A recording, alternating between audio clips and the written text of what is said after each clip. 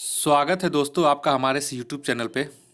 दोस्तों आज इस वीडियो में आज हम टेस्ट सीरीज करवाएंगे एडिटेरिया का। और एडिटेरिया का जो हाल ही में बुक उतारा गया है पीटी के लिए 2021 के लिए, उसका ये टेस्ट सीरीज 3 है। ठीक है, सामान्य अध्ययन प्रश्न पत्र 3।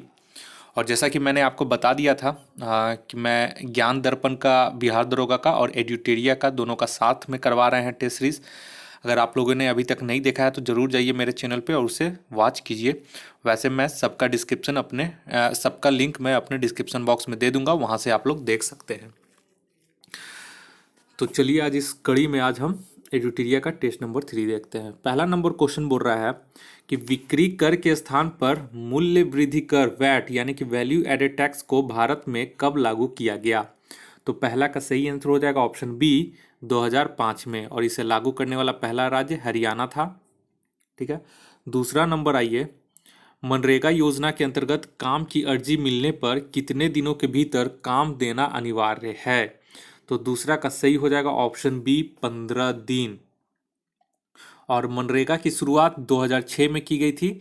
पहले इसका नाम नरेगा था तथा 2009 में इसका नाम बदलकर मनरेगा कर दिया गया। और वर्ष 2020 में मनरेगा के तहत सर्वाधिक रोजगार देने वाला राज्य उत्तर प्रदेश रहा है। नेक्स्ट आइए तीसरा नंबर क्वेश्चन। तीसरा नंबर क्वेश्चन बोल रहा है कि हरित क्रांति शब्द किसने दिया था। तो तीसरा का सही हो जाएगा ऑप्शन सी विलियम गॉड। हरित क्रांति शब्द का प्रयोग प्रथम बार विलियम गॉड ने किया था तथा पूरे विश्व में हरित क्रांति का जनक डॉक्टर नॉर्मन बोरलॉग को माना जाता है। चौथा नंबर क्वेश्चन में आइए। चौथा नंबर क्वेश्चन बोल रहा है कि अर्थव्यवस्था के दृष्टिकोण से वन तथा मत्स्य किस क्षेत्र के अंतर्गत आते हैं। तो चौथा का इसका सही आंसर हो जाएगा ऑप्शन ए प्राथमिक क्षेत्र। नेक्स्ट आइए पांचवा नंबर में, भारतीय लघु उद्योग विकास बैंक का मुख्यालय कहाँ है। तो पांचवा का इसका सही हो जाएगा ऑप्शन सी लखनऊ में, और इसकी स्थापना 2 अप्रैल 1990 को किया गया था। नेक्स्ट आइए क्वेश्चन नंबर 6, मोल्लेम राष्ट्रीय उद्यान किस राज्य में स्थित है। तो छठा का इसका हो जाएगा ऑप्शन डी गोवा में। गोवा में आपका एक मोल्लेम है तथा महावीर राष्ट्रीय उद्यान, ये दोनों गोवा में स्थित है। नेक्स्ट आइए सातवां नंबर, निम्नलिखित में से कौन परितंत्र का अजैविक घटक है। तो सातवां का हो जाएगा ऑप्शन सी 1 और 2 जो है वो अजैविक घटक है, तथा मनुष्य, जीवाणु, कोलेरा आदि ये सब जैविक घटक हैं। नेक्स्ट आइए आठवां नंबर में, आठवां बोरा निम्नलिखित में से कौन दुर्लभ जातियां रेयर स्पीसीज के अंतर्गत आते हैं। तो आठवां का सही हो जाएगा ऑप्शन सी 3 यानी कि शुतुरमुर्ग और हिमचीता, ये सब रेयर स्पीसीज के अंतर्गत आते हैं। नेक्स्ट आइए क्वेश्चन नंबर 9 में। क्वेश्चन नंबर 9 बोल रहा है विश्व ओजोन दिवस किस तिथि को मनाया जाता है। तो 9 का हो जाएगा ऑप्शन डी 16 सितंबर को, और 5 जून को विश्व पर्यावरण दिवस मनाया जाता है। और 2020 का जो ओजोन दिवस का था थीम जो था वो था ozone for life 35 years of ozone layers protection. 10 number आइए, किस वर्ष अंतरिक्ष आयोग एवं अंतरिक्ष विभाग की स्थापना की गई। तो यहाँ अंतरिक्ष आयोग है और अंतरिक्ष एवं अंतरिक्ष विभाग, ठीक है। तो 10वां का हो जाएगा, इसका दोनों एक साथ है तो इसका हो जाएगा 1972 में, ऑप्शन सी इसका सही हो जाएगा। और अंतरिक्ष कार्यक्रम की शुरुआत हुई थी 1962 में, और इसरो की स्थापना हुई थी 1969 में। 15 अगस्त 1969 को इसकी स्थापना किया गया था और इसरो का मुख्यालय बेंगलुरु में है। 11 नंबर आइए, डीएनए में पाई जाने वाली शर्करा कौन सी है। तो इसका हो जाएगा ऑप्शन ए हेक्सोन। डीएनए में हेक्सोन नामक शर्करा पाई जाती है, जबकि आरएनए में पेंटोस नामक शर्करा पाई जाती है। तो ये दोनों आप लोग याद कर लीजिएगा। नेक्स्ट है ये 12 नंबर क्वेश्चन में, 12 नंबर क्वेश्चन बोल रहा है कि गोल कृमि एक मानव परजीवी है जो पाया जाता है। तो 12 का इसका सही आंसर हो जाएगा ऑप्शन सी क्षुद्रांत्र में। गोल कृमि या सूत्र कृमि एक पोषणीय मानव परजीवी है जो क्षुद्रांत में पाया जाता है, और इसकी संख्या अधिक होने पर पेट में दर्द होने लगता है और भूख मर जाती है तथा अनिद्रा, दस्त, वमन, घबराहट आदि रोग उत्पन्न हो जाते हैं। नेक्स्ट आइए 13 नंबर क्वेश्चन में, 13 बोरा टिटनेस का कारण है। तो 13 का सही हो जाएगा ऑप्शन ए क्लॉस्ट्रीडियम, ठीक है, क्लॉस्ट्रीडियम टिटेनी द्वारा प्रसारित होता है टिटनेस। यह एक जीवाणु है यानी कि बैक्टीरिया है। इस रोग के उपचार हेतु डीपीटी का टीका लगाया जाता है। नेक्स्ट है ये 14 नंबर क्वेश्चन, कौन सा विटामिन हमारे शरीर में सबसे अधिक तीव्रता से बनता है? तो 14 का सही हो जाएगा ऑप्शन ए विटामिन डी, और विटामिन डी का रासायनिक नाम कैल्सिफेरॉल है।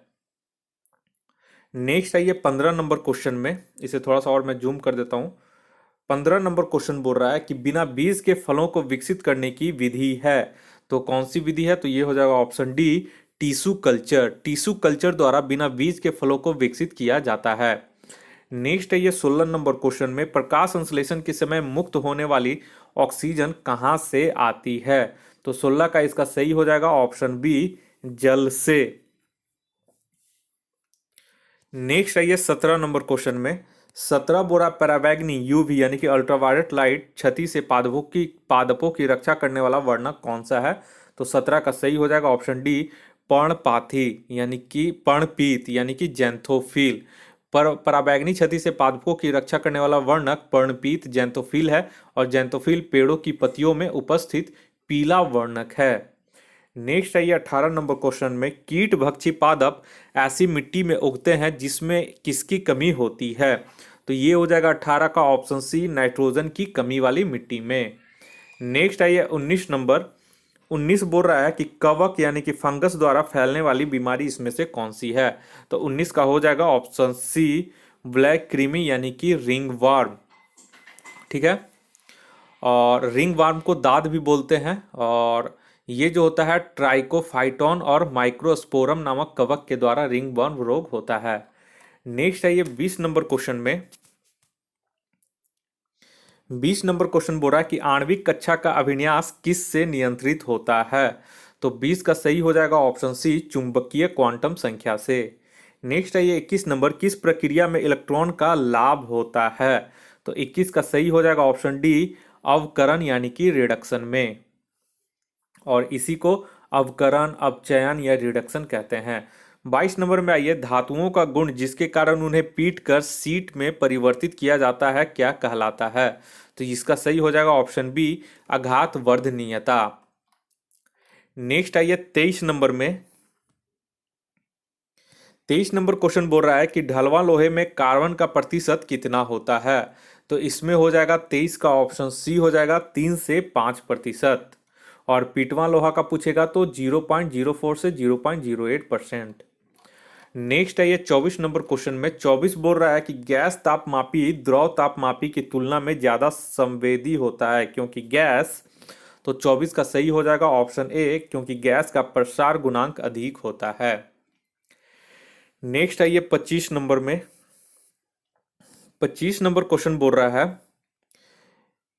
कि 0 डिग्री सेंटीग्रेड पर जल और बर्फ क्रिस्टल साम्यावस्था में होते हैं। जब इस प्रणाली पर दाब प्रयुक्त किया जाता है तब इस पर क्या प्रभाव पड़ता है? तो 25 का सही आंसर हो जाएगा ऑप्शन डी कोई प्रभावी परिवर्तन नहीं होता है।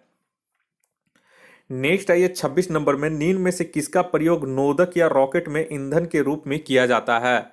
तो 26 का सही हो जाएगा आंसर ए द्रव हाइड्रोजन प्लस द्रव ऑक्सीजन का। ठीक है, तो पहला आंसर इसका सही हो जाएगा।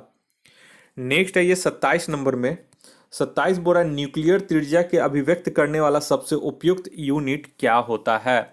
तो 27 का इसका सही आंसर हो जाएगा ऑप्शन बी फर्मी। फर्मी में ही व्यक्त करते हैं। ठीक है, और जबकि परमाणु की त्रिज्या की माप जो है उसको एंगस्ट्रॉम में मेजर करते हैं। 28 नंबर क्वेश्चन आइए, कौन सी अक्रिय गैस यौगिक बना सकती है? तो 28 का इसका सही हो जाएगा ऑप्शन डी जिनॉन। नेक्स्ट आइए 29 नंबर में, 29 बोल रहा है कि दो निकायों के बीच ऊष्मा के प्रवाह की दिशा निर्भर करती है।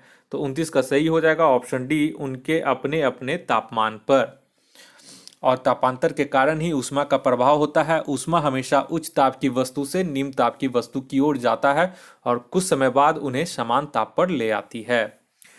नेक्स्ट आइए क्वेश्चन नंबर 30 में, 30 बोल रहा है वायु की क्षैतिज गति से होने वाले ऊष्मा के अंतरण को कहते हैं।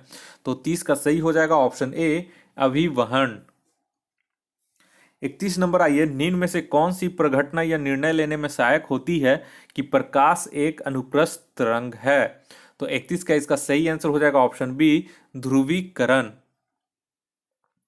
और प्रकाश आपका अनुप्रस्थ तरंग होता है और ध्वनि आपका अनुदैर्घ्य तरंग होता है, ये दोनों आप लोग याद रखिएगा।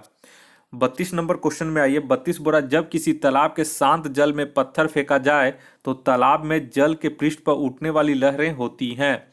तो 32 का सही हो जाएगा ऑप्शन सी, ए प्लस बी, यानी कि अनुप्रस्थ और अनुदैर्घ्य दोनों होती हैं।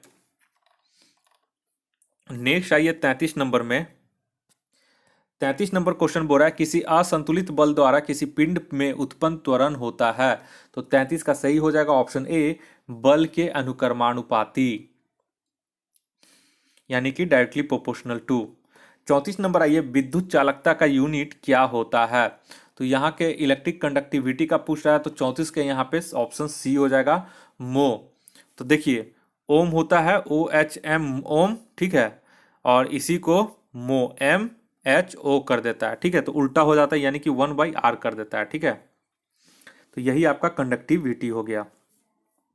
तो इसका होता है फॉर्मूला 1/R, इसको बोलते हैं मो, MHO। 35 नंबर आइए, टेलीफोन लाइन में बहने वाली धारा कौन सी है? तो 35 का इसका सही हो जाएगा ऑप्शन बी, विद्युत ऊर्जा। नेक्स्ट आइए 36 नंबर में। 36, किसी भौगोलिक क्षेत्र को अनुसूचित क्षेत्र घोषित करने का संवैधानिक अधिकार किसे प्राप्त है? तो 36 का हो जाएगा ऑप्शन बी, राष्ट्रपति को, अनुच्छेद 244 के तहत। नेक्स्ट आइए 37 नंबर, विधान परिषद में राज्यपाल द्वारा कितने सदस्यों को मनोनीत किया जाता है? तो 37 का सही हो जाएगा ऑप्शन ए, कुल सदस्यों का 1/6। नेक्स्ट आइए 38 नंबर। 38 बोल रहा है कि भारतीय संविधान में केंद्र तथा राज्य के मध्य विभाजन की परिधि से किसे बाहर रखा गया है? तो 38 का इसका सही आंसर हो जाएगा ऑप्शन डी, न्यायपालिका शक्ति को। नेक्स्ट आइए 39 नंबर में। 39 बोल रहा है, पंचायती राज को संवैधानिक स्थिति प्रदान करने की संस्तुति सर्वप्रथम किस समिति द्वारा दी गई थी? तो 39 का सही हो जाएगा ऑप्शन सी, LM सिंघवी समिति के द्वारा, और ये 1986 में अनुशंसा किया गया था, ठीक है। और अशोक मेहता समिति ने द्विस्तरीय पंचायती राज पद्धति को लागू करने का सुझाव दिया। और 40 नंबर क्वेश्चन आइए। 40 नंबर है, सरकारिया आयोग निम्नलिखित में से किससे संबंधित था? तो 40 का हो जाएगा ऑप्शन डी, राष्ट्र की एकता और अखंडता की रक्षा करना। तो यहाँ सरकारिया आयोग की स्थापना 1983 में भारत की केंद्र सरकार द्वारा की गई थी, और सरकारिया आयोग का मुख्य कार्य केंद्र राज्य संबंधों की जांच करना था। नेक्स्ट है ये 41 नंबर में।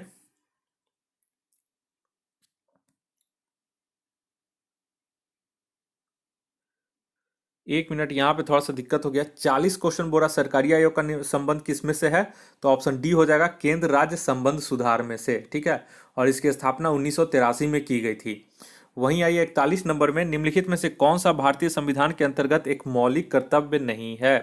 तो 41 का इसका हो जाएगा ऑप्शन ए, राष्ट्रीय महत्व के स्मारकों की रक्षा करना।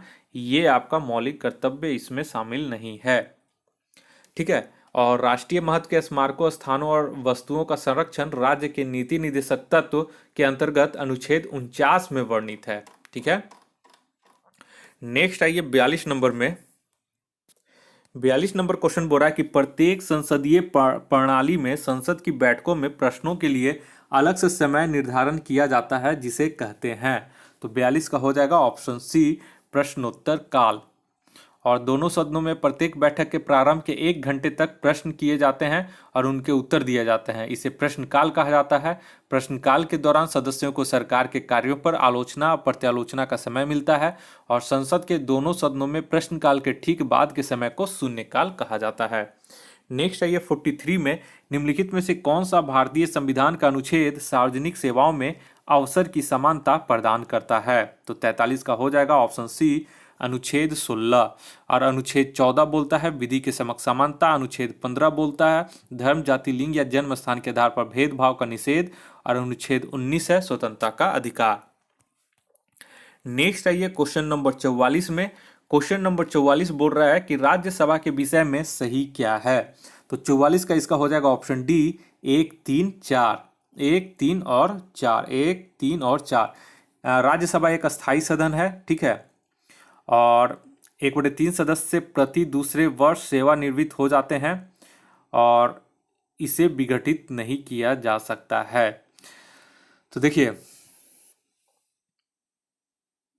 और पूछ रहा है कि इसमें से कौन से सही है। तो यहाँ पे थोड़ा सा, 1 मिनट, मैंने देखिए यहाँ पे जो 44 का जो क्वेश्चन है, अगर एडिटोरिया का बुक खरीदे होंगे तो उसमें सुधार कर लीजिएगा, थोड़ा सा गलत दे दिया गया है। देखिए, पहला जो बोल रहा है यह एक अस्थाई सदन है, तो राज्यसभा के बारे में ये सही है और इसकी अवधि 6 वर्ष है। तो यहाँ पे एक चीज़ आप लोग ध्यान दीजिएगा कि दूसरा जो है पूछा, इसकी अवधि 6 वर्ष है, ठीक है। तो यहाँ पे ये चीज़ नहीं दिखाया गया है कि ये मेंबर का बता रहा है या फिर राज्यसभा का। अगर राज्यसभा का यहाँ पे बोल रहा है कि इसकी अवधि 6 वर्ष है, तब तो ये गलत हो जाएगा, ठीक है। क्योंकि हम सभी जानते हैं कि राज्यसभा में जो चुनाते हैं एमपी, सांसद होते हैं, उनका कार्यकाल 6 वर्ष का होता है, ठीक है। लेकिन यहाँ पर राज्यसभा के बारे में पूछ इसलिए हो रहा है, ठीक है। तो ठीक है, एडिटोरिया के बुक में बहुत लोग इसको सही लेके चल रहे होंगे, लेकिन सॉरी, एडिटोरिया का बुक में सही दिया गया है, ठीक है ना। 1, 3 और 4 होगा। और 1/3 सदस्य प्रति दूसरे वर्ष सेवानिवृत्त हो जाते हैं, इसे विघटित नहीं किया जा सकता, ये भी सही है। तो 1, 3 और 4 सही होगा, यानी कि ऑप्शन डी सही है, एडिटोरिया के बुक में सही दिया गया है, ठीक है। 45 नंबर क्वेश्चन आइए, अस्पृश्यता निवारण अधिनियम कब पारित हुआ। तो ये इंपॉर्टेंट क्वेश्चन है। 45 का हो जाएगा ऑप्शन बी, 1955 में। और 1976 में इसको संशोधन कर इसका नाम सिविल अधिकार संरक्षण अधिनियम कर दिया गया। नेक्स्ट आइए 46 नंबर।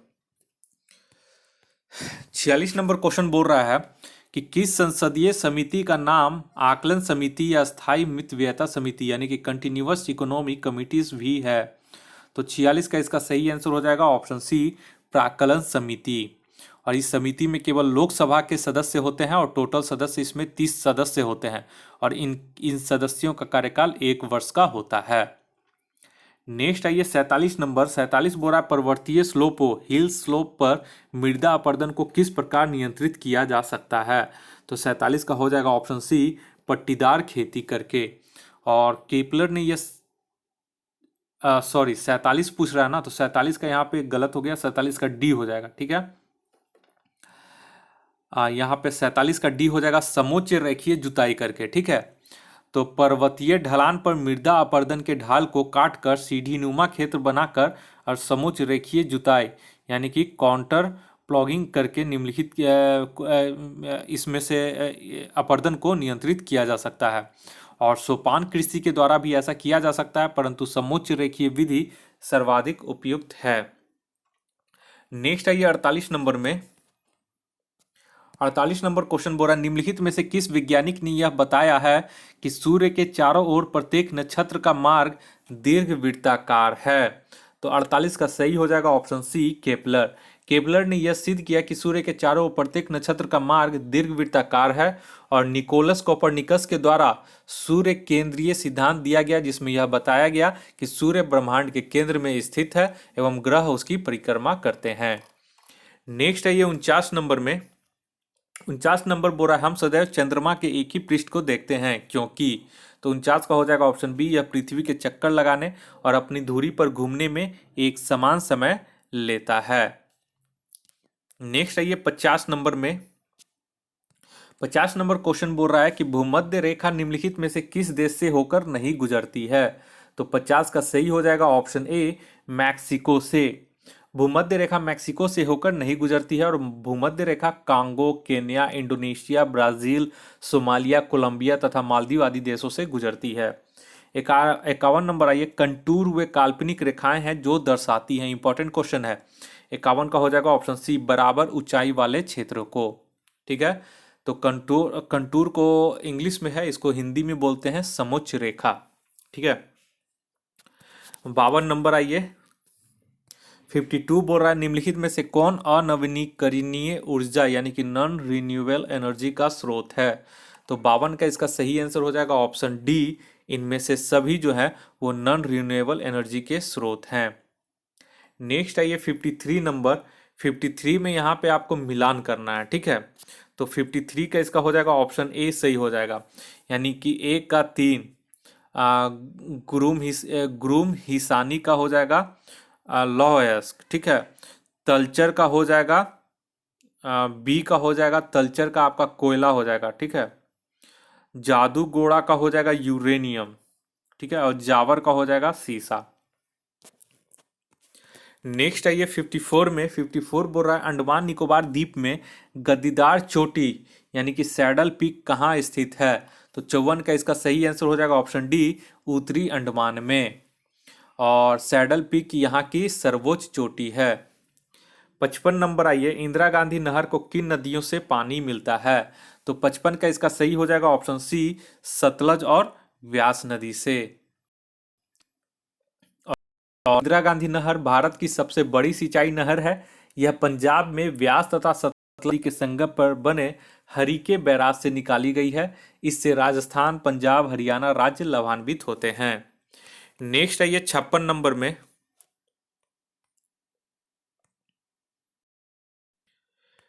56 में बोल रहा है कि भारत की जनगणना 2011 के अनुसार सर्वाधिक जनसंख्या वृद्धि वाला राज्य कौन सा है। तो 56 का सही हो जाएगा ऑप्शन बी, मेघालय। और ये है 27.9%।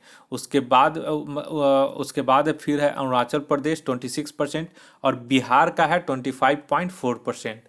और अगर न्यूनतम दशकीय वृद्धि वाला राज्य पूछेगा तो नागालैंड है, ठीक है। यह है 0.6%। नेक्स्ट आइए 57 में, प्रसिद्ध दर्शन द्वैतवाद का प्रतिपादन किसने किया था। तो 57 का सही हो जाएगा ऑप्शन बी, निम्बकाचार्य। और अद्वैतवाद का शंकराचार्य, द्वैतवाद का माधवाचार्य, शुद्ध द्वैतवाद का बल्लभाचार्य हो जाएगा।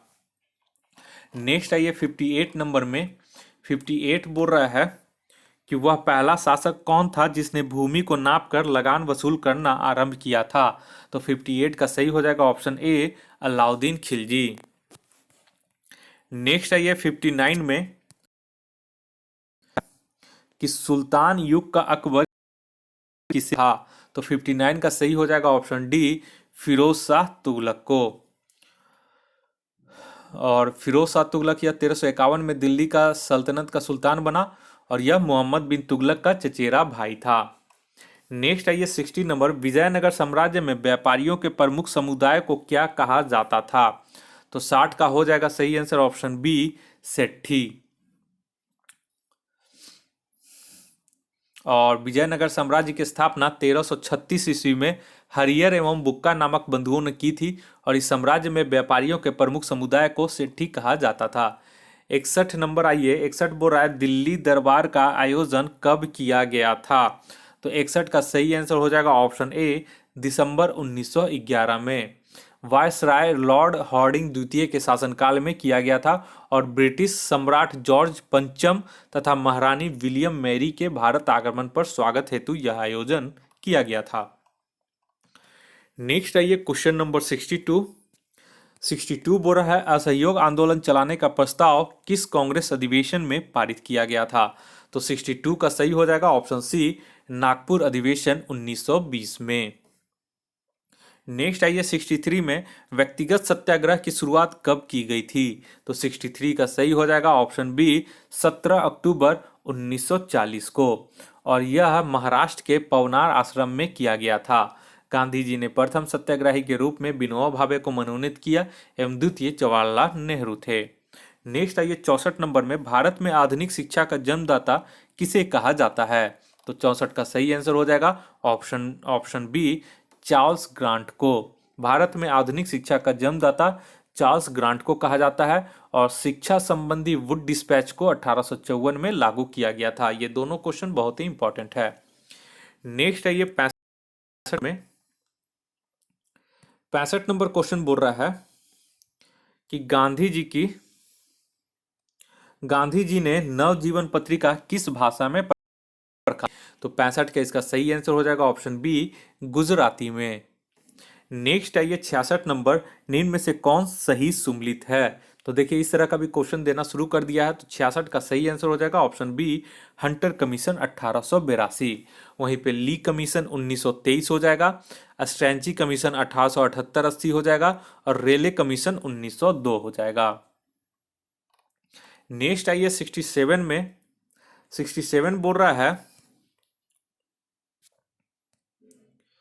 करम शाह तथा टीपू मीर ने निम्न में से किस विद्रोह का नेतृत्व किया था? तो 67 का हो जाएगा ऑप्शन बी, पागलपंथी विद्रोह का नेतृत्व किया था, और यह विद्रोह 1813 से लेकर 1831 ईस्वी तक चला था, और इस विद्रोह से प्रभावित क्षेत्र बंगाल था। नेक्स्ट आइए 68 नंबर, बंगाल में द्वैध शासन कब लागू किया गया था? तो 68 का सही हो जाएगा ऑप्शन ए, 1765 ईस्वी। 12 अगस्त 1765 ईस्वी को रॉबर्ट क्लाइव ने बंगाल में द्वैध शासन प्रणाली लागू किया तथा द्वैध शासन का अंत वारेन हेस्टिंग ने किया था, और रॉबर्ट क्लाइव बंगाल का पहला गवर्नर था। तो इसका एक्सप्लेनेशन बहुत इंपॉर्टेंट है, आप लोग रिपीट सुन करके कॉपी में नोट कर लीजिएगा। 69 नंबर आइए, जापान ने पर्ल हार्बर पर कब आक्रमण किया था? तो 69 का सही आंसर हो जाएगा ऑप्शन बी, 1941 को। 7 दिसंबर 1941 को जापान ने पर्ल हार्बर पर आक्रमण किया था, और 6 अगस्त 1945 को अमेरिका ने हिरोशिमा तथा 9 अगस्त 1945 को नागासाकी पर आक्रमण किया था, यानी कि परमाणु बम गिराया था। 70 नंबर में आइए।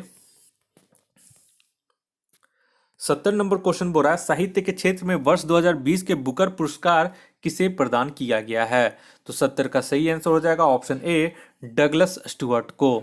और बुकर पुरस्कार 2020 डगलस स्टुअर्ट को उनके उपन्यास सुग्गी बेन के लिए दिया गया है, और डगलस स्टुअर्ट स्कॉटिश अमेरिकी फैशन डिजाइनर हैं।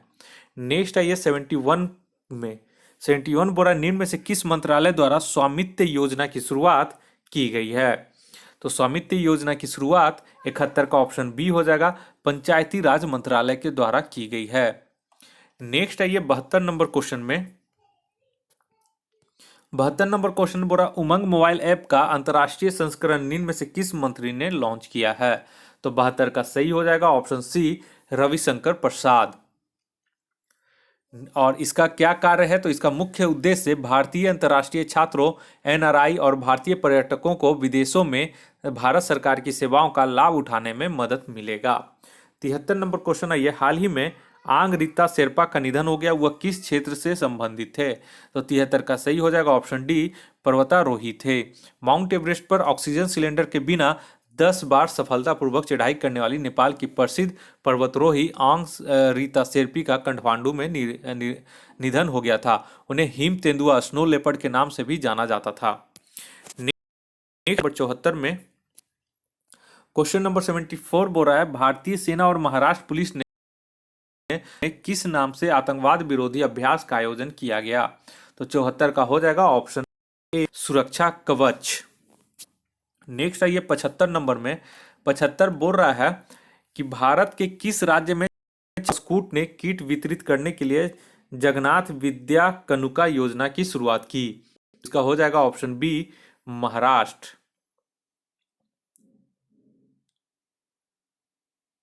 एक मिनट, यहाँ पे थोड़ा सा दिक्कत है, एक मिनट रुक जाइए, इसे क्रॉस चेक कर लेता हूँ। हाँ, तो यहाँ पे देखिए, यहाँ पे क्वेश्चन बोल रहा है कि भारत के किस राज्य में छात्रों को स्कूल ने किट वितरित करने के लिए जगन्नाथ विद्या कनुका योजना की शुरुआत की? तो इसका हो जाएगा ऑप्शन डी, आंध्र प्रदेश। ठीक है। नेक्स्ट आइए 76 नंबर क्वेश्चन में। 76 नंबर क्वेश्चन बोल रहा है, हाल ही में किस आईआईटी संस्थान ने कोविड-19 जांच के लिए कोविरैप नामक डायग्नोस्टिक किट विकसित किया है? तो 76 का सही हो जाएगा ऑप्शन बी, आईआईटी खड़गपुर ने। नेक्स्ट आइए 77 में, हाल ही में उत्तर प्रदेश के किस जिला जनपद के मशहूर मूर्तिकला टेराकोटा को जीआई टैग मिला है? तो 77 का सही हो जाएगा ऑप्शन सी, गोरखपुर। और टेराकोटा के कलाकार फूलदान, गणेश, हाथी, लैंप जैसी विभिन्न संरचनाएं बनाती हैं, और ये मिट्टी से बनाई जाती हैं, एक विशेष प्रकार की मिट्टी से। नेक्स्ट आइए 78 नंबर में। 78 बोल रहा है, वन क्षेत्र में सर्वाधिक वृद्धि करने वाला राज्य निम्नलिखित में से कौन है? तो 78 का सही हो जाएगा ऑप्शन बी, कर्नाटक। वृद्धि करने वाला क्षेत्र पूछ रहा है। ठीक है। और भारत में पहला वन रिपोर्ट 1987 ईस्वी में जारी किया गया था। और भारतीय वन सर्वेक्षण के द्वारा जो वन रिपोर्ट जारी किया जाता है, यह रिपोर्ट 2 वर्षों के अंतराल पर प्रकाशित किया जाता है। नेक्स्ट आइए 79 में एशियाई खेल 2022 का आयोजन कहाँ किया जाएगा? तो ये मैंने बता चुका था पहले भी क्वेश्चन, ऑप्शन बी हो जाएगा हांगझू, जो कि चीन में है। नेक्स्ट आइए 80 नंबर, कीवी फल के लिए जैविक प्रमाणीकरण पाने वाला देश का पहला राज्य कौन सा बन गया? तो 80 का सही हो जाएगा ऑप्शन ए अरुणाचल प्रदेश, जो हाल ही में चर्चा में रहा था। और यह फल रक्त में प्लेटलेट्स की कमी को पूरी करती है। नेक्स्ट आइए 81 नंबर,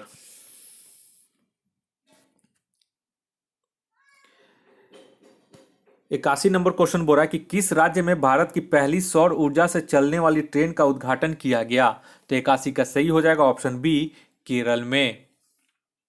और इसकी यह 3 बोगियों वाली छोटी ट्रेन है जो कि 2.5 किलोमीटर की दूरी तय करेगी। 82 नंबर आइए, राफेल फाइटर एयरक्राफ्ट को किस वायुसेना स्टेशन पर औपचारिक रूप से भारतीय वायुसेना में सम्मिलित किया गया?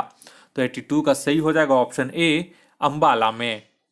और अंबाला कहाँ पे है? तो ये हरियाणा में है। नेक्स्ट आइए 83 नंबर में, 83 में बोला हाल ही में चर्चा में रहा सहतूत बांध भारत सरकार द्वारा किस देश में निर्माण करने की घोषणा की है? तो 83 का इसका हो जाएगा ऑप्शन डी अफगानिस्तान में। नेक्स्ट आइए 84 में, पहला ग्लोबल सिनेमा फेस्टिवल 2020 का आयोजन कहाँ किया गया? तो 84 का सही हो जाएगा ऑप्शन डी सिक्किम में। नेक्स्ट आइए 85 नंबर में, 85 नंबर बोल रहा है अमेरिकी राष्ट्रपति चुनाव में डेमोक्रेटिक पार्टी का चुनाव चिन्ह क्या था? तो 85 का सही हो जाएगा ऑप्शन बी गधा। और नवनिर्मित राष्ट्रपति कौन है? तो जो बाइडेन है, ठीक है, जो कि डेमोक्रेटिक पार्टी के ही उम्मीदवार थे। और डोनाल्ड ट्रंप थे, वो रिपब्लिकन पार्टी के थे। और कमला हैरिस जो कि भारतीय अफ्रीकी मूल की है, उनको उपराष्ट्रपति के पद पर वो विजयी घोषित हुए हैं। 86 नंबर आइए, हाल ही में भारत के सबसे लंबे single lane motorable suspension bridge का उद्घाटन कहाँ किया गया? तो ये इंपॉर्टेंट है। तो 86 का हो जाएगा ऑप्शन डी उत्तराखंड में। और यह पुल टिहरी झील पर स्थित है जिसकी लंबाई 725 मीटर है। नेक्स्ट आइए 87 में, रेलवे बोर्ड के नए अध्यक्ष कौन बने हैं? तो 87 का सही आंसर हो जाएगा ऑप्शन बी सुनीत शर्मा। और ये अध्यक्ष 2021 जनवरी 2021 में सुनीत शर्मा बने हैं और इन्होंने वीके यादव का स्थान लिया है। नेक्स्ट आइए 88 नंबर, 88 बोल रहा है कि डेनिस सिमगल किस देश के प्रधानमंत्री हैं? तो 88 का सही हो जाएगा ऑप्शन सी यूक्रेन के, जिसकी राजधानी कीव है। 89 है ये, विश्व प्रतिस्पर्धा सूचकांक 2020 में भारत का स्थान क्या है? तो इसका हो जाएगा सही आंसर 89 का ऑप्शन डी 43वां। और इस सूचकांक में प्रथम स्थान पर सिंगापुर रहा है। और यह रिपोर्ट आईएमडी द्वारा जारी किया जाता है। 90 नंबर आइए, बाय बाय कोरोना पुस्तक के लेखक कौन है? तो 90 का हो जाएगा option B Pradeep Srivastava. Next आइए 91 नंबर, 91 नंबर बोल रहा है विश्व प्रेस स्वतंत्रता दिवस कब मनाया जाता है? तो 91 का हो जाएगा ऑप्शन ए 3 मई को। इसको याद कीजिएगा, ठीक है। और 2020 में इसका थीम था जर्नलिज्म विदाउट फियर और फेवर। ये बहुत ही महत्वपूर्ण क्वेश्चन है, अभी ट्रेंडिंग में है, ठीक है। तो ये क्वेश्चन जिनका भी नज़दीकी एग्जाम है वो लोग तो जरूर देख लें। नेक्स्ट आइए 92 नंबर में, 92 बोल रहा है कि 17वीं बिहार विधानसभा के प्रोटेम स्पीकर कौन नियुक्त हुए हैं? तो 92 का सही हो जाएगा ऑप्शन बी जीतन राम मांझी, जो कि मैं अपने टेलीग्राम चैनल पे दे दिया था। जबकि 17वीं बिहार विधानसभा के अध्यक्ष फिर से विजय कुमार सिन्हा बने हैं। 93 नंबर आइए, स्वास्थ्य और चिकित्सा के क्षेत्र में सहयोग के लिए भारत ने किस देश के साथ समझौता किया है? तो 93 का सही आंसर हो जाएगा ऑप्शन बी कंबोडिया के साथ। नेक्स्ट आइए 94 में, 94 में बोल रहा है कि वज्जूभाई वाला वर्तमान में किस राज्य के गवर्नर हैं? तो 94 में हो जाएगा ऑप्शन सी कर्नाटक। और यहाँ के मुख्यमंत्री कौन है? बीएस येदियुरप्पा, जो कि बीजेपी के हैं। 95 नंबर आइए, नवनिर्वाचित अमेरिकी उपराष्ट्रपति ने किस भारतीय मूल की पुरुष महिला को अपना प्रेस सचिव बनाने की घोषणा की है? तो 95 का हो जाएगा ऑप्शन डी सबरीना सिंह को। नेक्स्ट 96 नंबर, 96 यहाँ पे बोल रहा है कि 4,000 रुपए के मूलधन पर 5% वर्ष, यहाँ पे मैथ है, ठीक है, 5 क्वेश्चन आपका मैथ्स है, इसका मैं आंसर बता दे रहा हूँ। आंसर और सोल्यूशन आपको मैं टेलीग्राम चैनल पे मैं सेंड कर दूंगा। अगर आपने हमारा टेलीग्राम चैनल ज्वाइन नहीं किया है तो आज ही जाइए ज्वाइन कीजिए टेलीग्राम चैनल पे, कन्फ्यूजन 9.2.11 सर्च कीजिए और वहाँ से ज्वाइन हो जाइए। और वैसे मैं इन सारे चीज़ का लिंक मैं अपने डिस्क्रिप्शन बॉक्स में दे दूंगा, वहाँ से आप डायरेक्ट ज्वाइन हो सकते हैं। तो 96 का इसका हो जाएगा ऑप्शन बी 10 रुपये। 97 का जो क्वेश्चन है इसका सही आंसर हो जाएगा ऑप्शन सी 60%। 98 जो क्वेश्चन है 98 का सही हो जाएगा ऑप्शन बी 114। ठीक है। और 99 जो क्वेश्चन है इसका सही आंसर हो जाएगा ऑप्शन डी 120 रुपये। और 100 नंबर और टेस्ट एडिटोरियल टेस्ट सीरीज 3 का आखिरी क्वेश्चन है, ये टेस्ट नंबर 3 का 100वां नंबर क्वेश्चन है, इसका आंसर हो जाएगा ऑप्शन सी -b/c। ठीक है। तो इस तरह से करके ये मैं कंप्लीट करवा दिया हूँ टेस्ट नंबर 3। ठीक है, एडिटोरिया का आपका ये कंप्लीट हो गया। तो अब आप लोग अगर नए हैं तो कृपया करके आप हमारे इस चैनल को सब्सक्राइब कर लें, ताकि इसी तरह का टेस्ट सीरीज पाने के लिए आप इधर उधर ज़्यादा ना भटकना पड़े। ठीक है। और यहाँ पे जैसा कि आप लोग को बता दिया हूँ कि टेस्ट सीरीज चलाया जा रहा है और बहुत जल्द अब 67th बीपीएससी का भी टेस्ट सीरीज शुरू किया जाएगा।